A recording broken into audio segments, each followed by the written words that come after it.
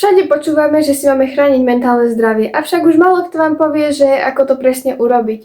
A všade nájdete určite nejaké klišé rady, ktoré sú úplne zjavné, ale nie celkom pomáhajú. Takže ja som sa rozhodla vám priniesť také trošku netradičné rady, ktoré ale veľmi pomáhajú. Ja len tak poviem, že ak nemáme mentálne zdravie, nemáme ani to fyzické, pretože ak je človek psychicky na dne, tak nedokáže vlastne fungovať normálne a odnáša si to aj jeho tá fyzická stránka a zase aj naopak, pretože fyzické aj psychické zdravie závisí jedno od druhého a keď jedno nefunguje, tak nebude fungovať ani to druhé. Prvý tip, starajte sa o niečo živé. Ako nie každý môže mať v dome alebo byte nejakú mačičku alebo psíka, avšak dôležité je starať sa napríklad o nejakú rastlinku. Chápem, že nie každému rastlinky vydržia. Určite existuje rastlina aspoň pre hocikoho, že aká by mu vydržala, či už je to nejaký kaktus, riasoguľka alebo čokoľvek, ale prináša to radosť a nejakú tú zodpovednosť starať sa o niečo. Ja napríklad doma nemám domáce zvieratko, akurát keď nerátam, že srnky, čo nám chodia furt pod oknami a nejaké muchy, ktoré nás otravujú v lete, ale mám asi milión rastliniek v izbe a myslím si, že to dáva aj krásnu atmosféru a tiež napríklad pes, mačka alebo dokonca aj rastlinky sú celkom dobré, keď už fakt sa nemáte komu vyrozprávať, tak môžete si zobrať mačičku a rozprávať jej o vašom dni a o vašich trápeniach alebo kľudne aj rastlinke a nebudem sa robiť, že som to nikdy neskúšala. Rastlinky síce vám neodpovedia, ale zároveň vás nebudú ani súdiť.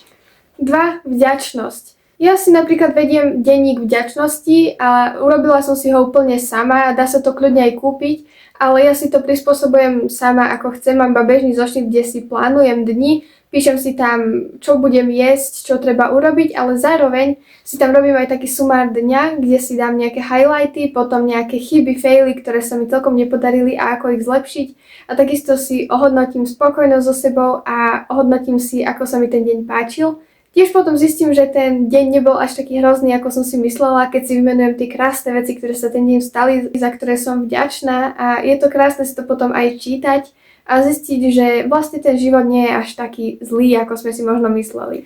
3. Obmedziť sociálne siete. Sociálne médiá ako napríklad Instagram, TikTok, Facebook alebo čokoľvek ďalšie vie veľmi ničiť našu psychiku, pretože veľmi sa porovnávame s ľuďmi, ktorí na tých sociálnych sieťach sú, ktorí ukazujú iba tú časť reality alebo ten highlight zo života, ktorý sa im najviac páči a ktorý je ich najlepší. A často neukážu, že aj oni sa trápia a že ich život nie je dokonalý, ale my máme tendenciu sa s nimi porovnávať, pretože náš mozog nerozozná, že to nie je celkom realita, môžeme si to aj nahovárať, ale keď strávime niekoľko hodín denne scrollovaním krátkych videí s nejakými úžasnými influencermi alebo nejakými ľuďmi, ktorí pôsobia dokonalo, tak to nebude na našu psychiku mať dobrý vplyv. Takisto nie je dobré, že stále iba sledujeme životy iných, lebo na tých sociálnych sieťach vlastne strácame plno rokov našho života a iba sledujeme, ako sa majú ostatní ľudia, čo majú, čo si dovolili, kam chodia a vlastne iba pozrieme životy iných a ten svoj trošičku zabúdame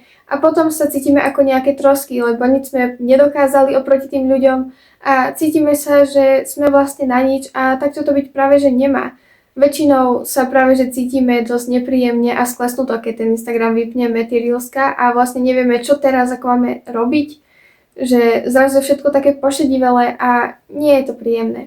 4. Rozhovor s nejakou blízkou osobou alebo prípadne nejakým odborníkom alebo psychologom.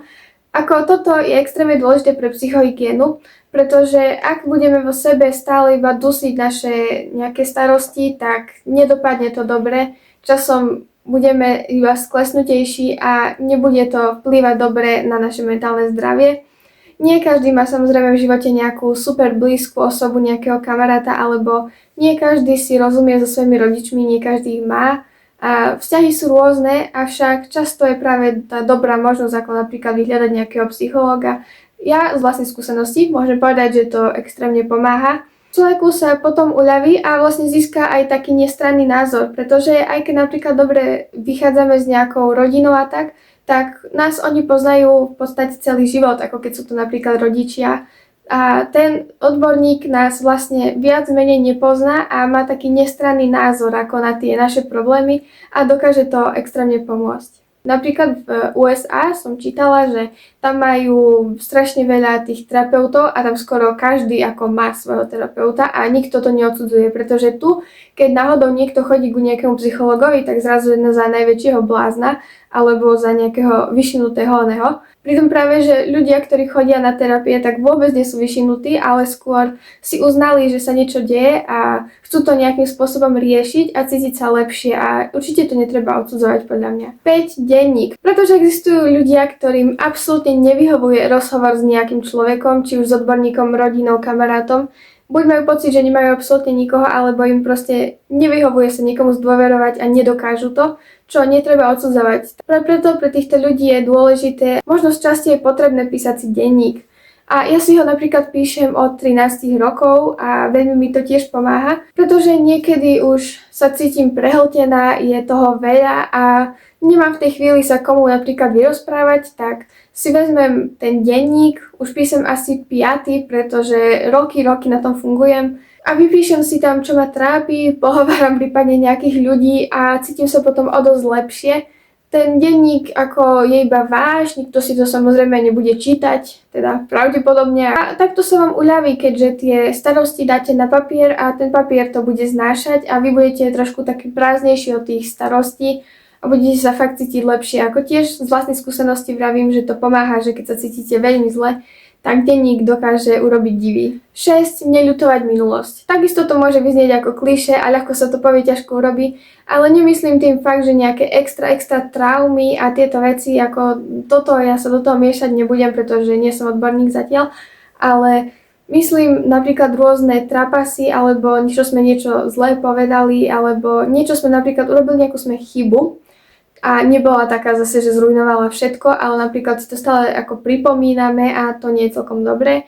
Najlepšie je neľutovať to, čo sme urobili v minulosti. A ja som urobila plno blbostí a chýb, ktoré možno by som aj ľutovala, ale vravím si, že nemám stroj času, nepreniesem sa do tej minulosti a tie chyby už nikdy neopravím, takže bohužiaľ budem musieť vydržať tak, ako som a akurát sa z toho poučiť a do budúcnosti tie chyby neurobiť, pretože veľká škoda ľutovať niečo, čo už fakt nedokážeme nejak raz opraviť. Väčšina ľudí ľutuje niečo vo svojom živote a ako z časti je to aj v poriadku, ale najlepšie sa na to nejako povzniesť a skôr to prijať a poučiť sa z toho a v budúcnosti túto chybu už nezopakovať. 7. tip, dosť dôležitý, nájsť si nejaké hobby alebo nejaký koníček, ktorý nás bude zaujímať. Pretože nie je celkom najlepšie nemať absolútne žiadne záujmy, ale iba pozerať sa na sociálne siete alebo nerobiť akože nič, ale iba napríklad pracovať.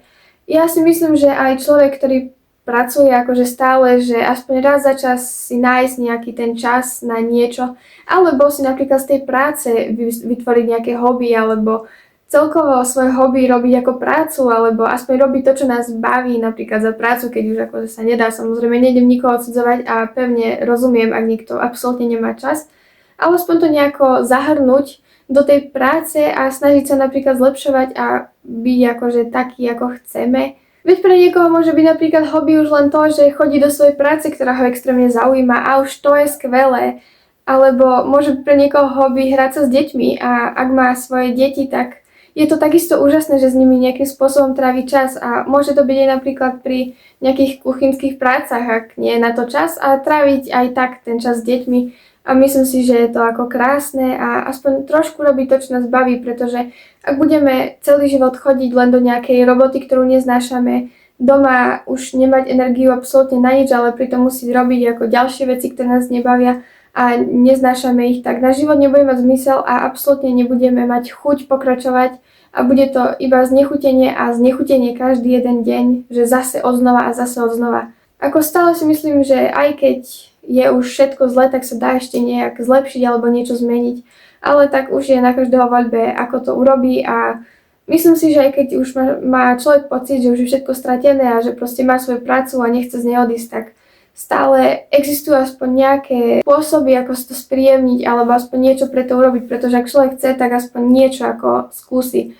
Ale zase kľudne ma môžete hejtovať za môj názor, ja s tým nič neurobím, ale ja to takto vnímam.